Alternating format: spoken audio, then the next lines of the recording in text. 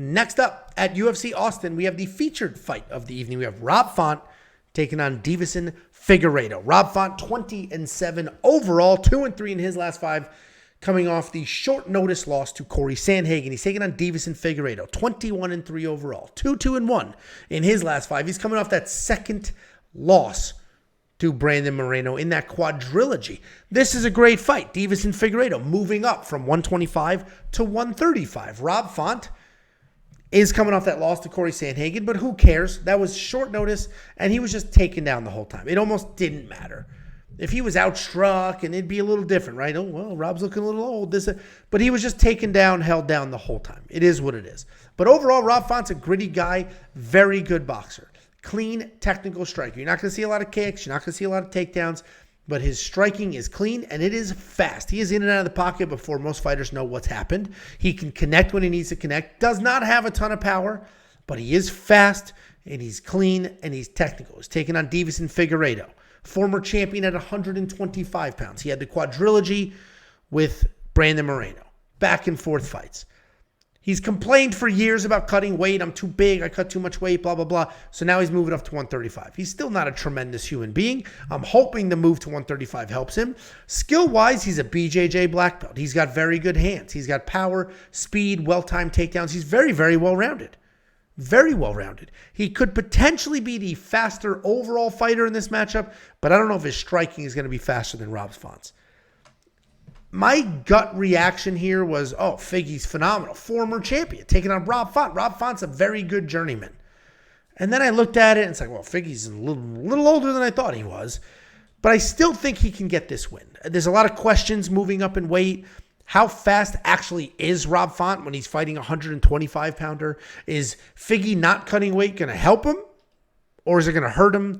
So I'm going to pick Figgy to win. I think he's one of the best fighters on the planet at these lower weight classes. And I think those wars with Brandon Moreno were just... Brandon Moreno's a dog. And yeah, he lost his last fight, but he's a dog. And Deiveson Figueiredo could come in here, potentially get the takedowns. We just watched Corey Sandhagen take down Rob Font over and over again. Deiveson Figueiredo could come in here and actually have some success striking as well. So Figgy's going to be the pick. Not insanely confident because there are a lot of question marks with the weight change. What do you think, Jakey boy? Yeah, I know a lot of people are really high on Figgy, and I get it, right? He's a champion-level guy. He's got grappling. He's got power as well. People think that he's going to really succeed and do really good things at 135, maybe kind of reinvent his career after all those Brandon Moreno fights. Obviously, he was another fight-ready camp. He's been over with the Cejudo. So if you want to play that fight-ready parlay, that's actually pretty decent money. And Kelvin and Figgy, those are both live underdogs. You can both get them as underdogs. So that's an interesting parlay to play. I'll be honest, I have a money line bet on Figgy. And I'll be honest, that was kind of an impulsive move. That was a situation where I thought that I was going to make Figgy my lock of the week.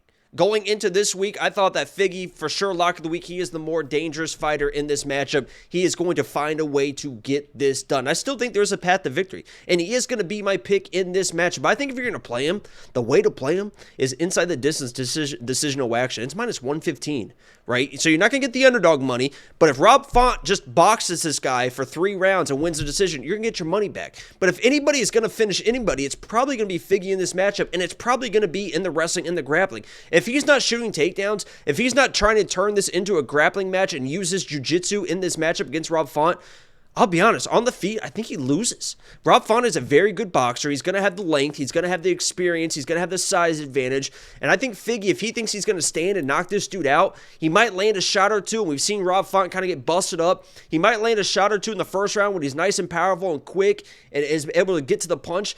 But if this is just standing for 15 minutes, Rob Font's going to win that fight.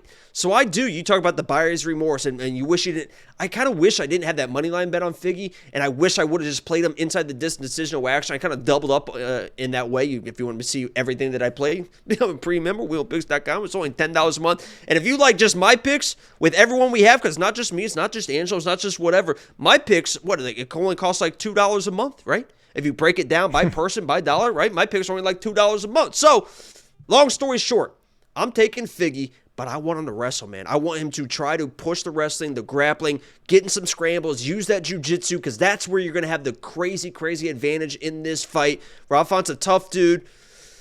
I do worry. If this stays standing, I think Rob Font can outbox him for 3 rounds. So Figgy is my play. He is the more dangerous guy, but all these people are like loaded up on Figgy and thinking that this is like an absolute lock and this and stuff.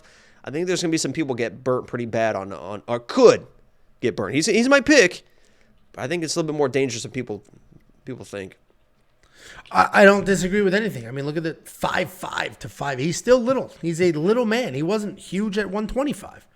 He's not going to be big here. Like, I'm actually surprised he's a guy that's been complaining about the weight cut. Because, I mean, he's ripped is the issue. But he's not a humongous person. So, hopefully he's so fast. And the speed difference between 25 and 35 is so real that he can have success on his feet. And then hopefully he's not going to power through some takedowns. So, they'll have to just be well-timed shots. But, it's definitely a great matchmaking. The last, there's 4 or 5 fights on this card that are like, these are really good fights.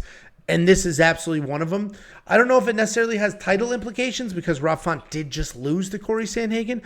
But if Deiveson comes in here and sparks Rob Font, all of a sudden, Figgy's in the mix. Yeah, I agree. I think that it was always a question of if he goes to 135, who are you going to match him up against? I think this is a good matchup to really test his skills because, like you said, if he can get inside and knock out a guy like Rob Font, that says a lot for the division. And you can definitely move him up and give him another fight after that, top 5. No, absolutely. This is a close fight, certainly on paper. $8,800 for Rob Font. If you think he picks apart Pete Deiveson and lights him up, I don't know. We'll just say Figgy. $8,800 seems expensive.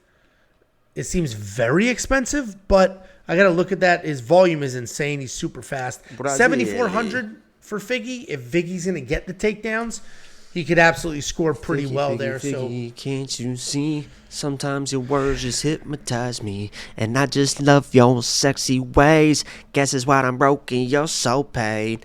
That was not one of the first songs I memorized, but when I memorized that song as a kid in the shower, just Biggie, Biggie, Biggie, can't you see? Yeah, I loved it. And I had saw zero biggies in the shower.